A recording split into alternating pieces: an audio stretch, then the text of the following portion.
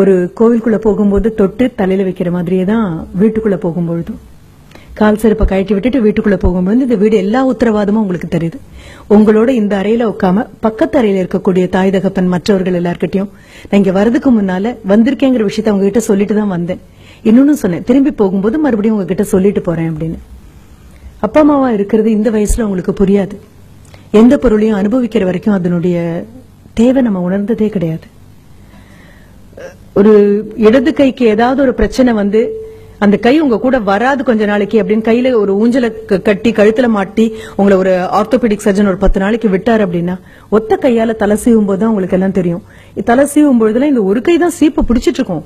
இது என்னமோ பெரிய காரியம் பண்ண மாதிரி இந்த கை கூட கூட வந்துட்டே இருக்கும். ஒத்த கையால பொத்தான் போடும் பொழுதுதான் ஓஹோ இந்த கை தேவைப்படுமா அப்படின்னு. ஆக ஒரு பொருள் இருக்கிற வரைக்கும் அதோட அருமை தெரியாது. அப்பா அம்மாவும் பெரும்பாலும் அப்படியேதான், மூச்சு காற்று மாதிரி தான். மூச்சு விடும் போதெல்லாம் ஆஹா மூச்சு காற்று உனக்கு மிக்க நன்றி, நான் என்ன சுவாசிக்கிறேன் சொல்ல போறோமா என்ன? கண்டிப்பா மாட்டோம். மூச்சு அடிச்சா மட்டும்தான் பக்கம் பக்கமா திரும்புவோம், ஐயோ காத்து கிடைக்கலப்பா அப்படின்னு. அப்பா அம்மாவும் அதேதான். அந்த அறையில உட்கார்ந்து இருக்காங்க, அஸ்திவாரங்கள் ஒரு நாளும் அழகா இருக்காது. இது வந்திருக்கிற குழந்தைங்க முதல்ல புரிஞ்சுக்கோங்க.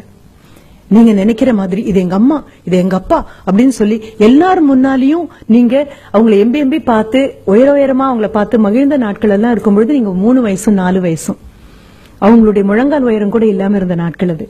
அவங்களுடைய விரலை பிடிச்சுக்கிட்டு அவங்க விரல் நுனியால உலகத்தை பார்த்த நாட்கள்.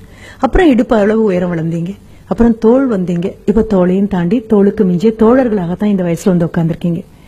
இப்ப நீங்க நினைக்கிற மாதிரி உங்க அம்மாவும் அப்பாவும் ஒரு விளம்பரத்துல வரக்கூடிய தாய் தகப்பன் மாதிரி கண்டிப்பா இருக்க மாட்டாங்க.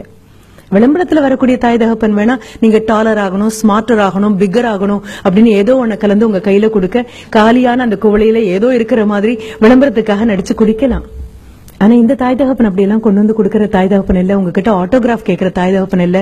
இல்ல உங்க நண்பன் கிட்ட பாடா எங்க அம்மா பாருப்பா எங்க அப்பா பாருப்பா, இதெல்லாம் இல்ல.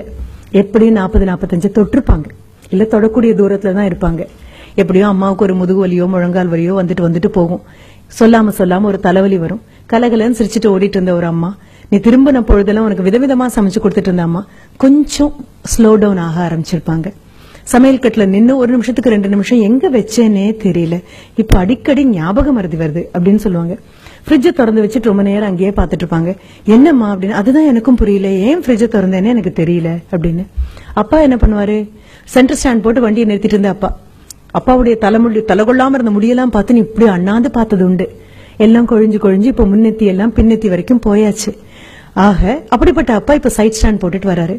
அப்படியே வந்து உட்காந்து அப்பா அப்படின்னு கால் நீட்டுறாரு. அம்மா ஓடி போயிட்டோம்ல தண்ணி கொண்டு வந்து கொடுக்குறாங்க. நகர்ந்து நின்னு பாருங்க, ஒன்னும் அவசரம் இல்ல, விலகி பாருங்க. பார்க்க பரிணாம வளர்ச்சியில தாயும் தகப்பனும் முதுமையை நோக்கி எப்படி போயிட்டே இருக்காங்கன்னு பாருங்க. அப்படி உட்கார்ந்துட்டு இருக்கக்கூடிய ஒரு அப்பா அப்படின்னு சொல்லும் பொழுது அப்பாவுடைய பார்வையில் நிறைய மாற்றம் வந்துச்சு. அம்மா அப்பாக்காக வேற மாதிரி சமைக்கிறாங்க. உங்களுக்கு ரோஸ்ட் போட்டு 4 பக்கம் நெய் ஊத்தி எண்ணெய் ஊத்தி எல்லாம் பண்ணி போதுமா முருகலா இருக்கா அப்படின்னு அந்த தோசைக்கல்ல விட்டு தோசை ஐயோ எடுத்துட்டு என்ன இதுக்கு மேல இருந்தா தீஞ்சு போயிருவேன் அதுவே எழுந்து வர அளவுக்கு அதை முருகலா பண்ணி கொண்டு வந்து கொடுத்து காதுல ஒரு பென்சில் மாதிரி ஒண்ணு வச்சுட்டு என்னப்பா உனக்கு வேணும் அப்படின்னு பக்தி பரவசத்தோட பார்க்கும்போது இன்னும் ஒண்ணு கூட அப்படின்னு சொல்லுவீங்க. ஆனா அப்பா கிட்ட பாத்தீங்கன்னா இந்த முருகல் தோசை எல்லாம் போய் ரொம்ப நாள் ஆச்சு. ஒரு இட்லி பாத்திரம் மூடி எடுத்து வச்சு அம்மா மூடி வச்சு இது பண்ணிருப்பாங்க.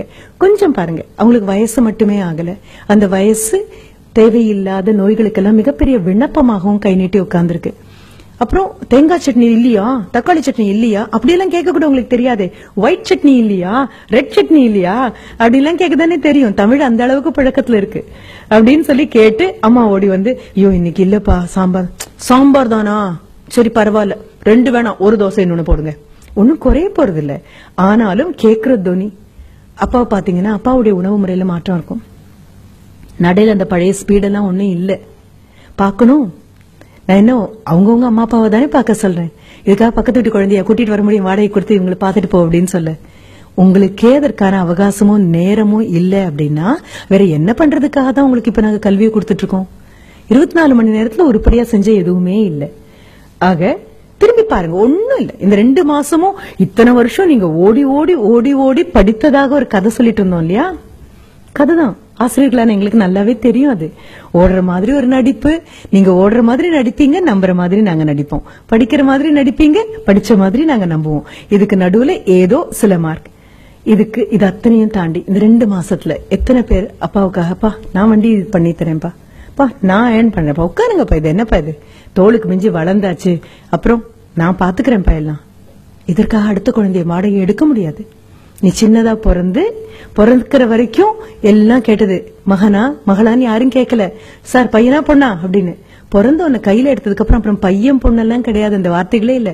மகனா மகளா கையில ஒரு குழந்தைய வச்சுட்டு நிக்கும் போது அம்மாவானாலும் அப்பாவானாலும் நினைப்பாங்க, இதுக்கு ஒரு 18 வயசு ஆகும், என் கை கால்லாம் கொஞ்சம் தளர்ந்து போகும், அவ்வளவேதான். சாஞ்சுக்கு தோளா என் பையன் நிற்பான், சாஞ்சுக்கு தோளா என் பொண்ணு இருப்பா அப்படின்னு காத்துட்டு இருக்கக்கூடிய நேரத்துல கையில ஒரு மொபைல் போன் எடுத்துட்டு போன் வந்த அடுத்த நிமிஷம் நீ வீட்டை விட்டு வெளியில போய் வராண்டால நிக்கிறல்ல, யார் தோல்ல சாஞ்சுக்க போறாங்க? யோசிச்சு பாரு. ஒண்ணும் இல்ல, நான் சின்ன சின்ன விதைகளை மட்டும் தான், குற்றமே இல்ல. நமக்கு தெரியாது, நம்ம இன்னும் குழந்தைங்களா இருக்கும். அப்பா அம்மா முடிஞ்சதா, தாத்தா பாட்டின்னு வீட்டுல இருக்காங்க. இந்த தாத்தா பாட்டி பண்ண பெரும் தியாகம் தான் அப்பா அம்மாவா வந்திருக்கோம். அப்பாவும் அம்மாவும் பண்ண பெரும் தியாகம் தான் நீங்க இங்க வந்திருக்கீங்க.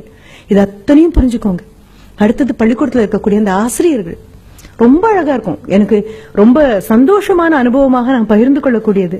ஒரு 3 வயதாக இருக்கும்போது என்னுடைய மகன் பள்ளிக்கூடத்துக்கு போயிட்டு எல்கேஜிக்கு போயிட்டு திரும்பி வந்து அவன் என்கிட்ட சொன்னது, my teacher is very beautiful அப்படின்னு சொன்னான்.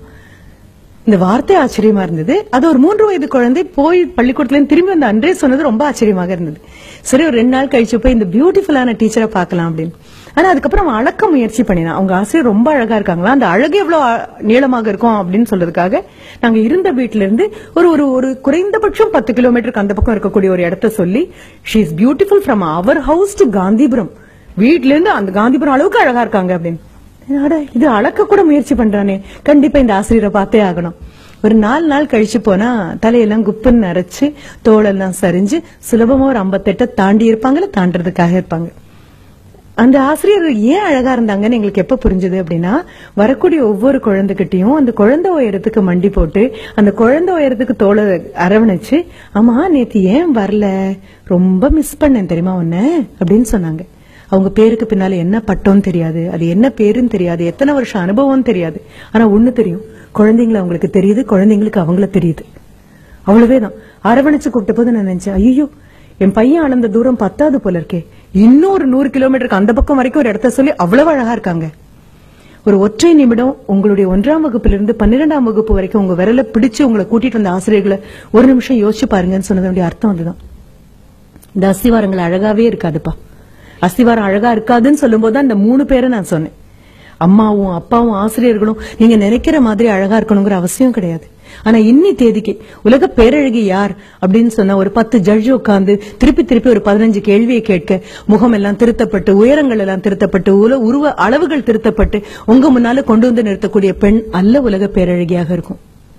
கண்ணமுடி பாத்தீங்கன்னா அவங்க அம்மாவை மிஞ்சி ஒரு அழகி கிடையாது. உலக பேரழகன் யாராக இருக்க முடியும்?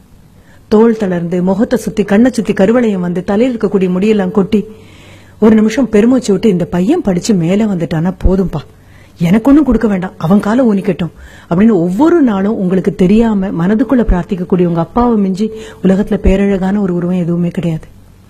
நீங்க வரீங்கன்னு தெரிஞ்சு ஊரார் பிள்ளைய ஊட்டி வளர்க்கணும் அப்படிங்கறதுக்காகவே ஒவ்வொரு நாளும் கல்வியை டிஃபன் பாக்ஸ்ல போட்டு சுமந்து திணிச்சு அமுக்கி கொண்டு வரக்கூடிய உங்க ஆசிரியரை விட மிகப்பெரிய ஒரு நபர் உலகத்துல கிடையாது. ஆனா இது 3 அஸ்திவாரம்.